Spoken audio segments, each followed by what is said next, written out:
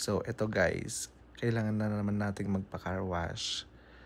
So, sa mga nandito ngayon sa USA, dito po sa State of Missouri, ako po ay nagagalak na ipakilala ang Zips Car Wash for only $20 for 3 months. And then, kailangan mong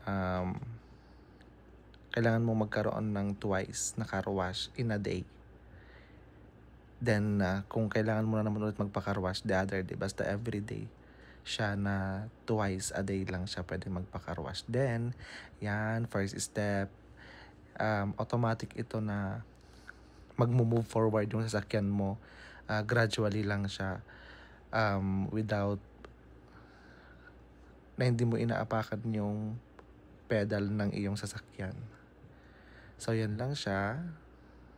Yan, kung tinatamad kang mag-manual na car wash, meron tayong automatic car wash. 'Di ba? Saan ka pa? Ayan. So, pangatlo na to.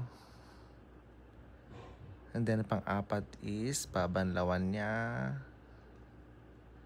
Ayan siya. Tapos, pang-lima, blower. Tapos, yung pinakahuli ay yung pinapahid sa gulong. And then, magta-turn right ako dito para sa vacuum naman sa loob.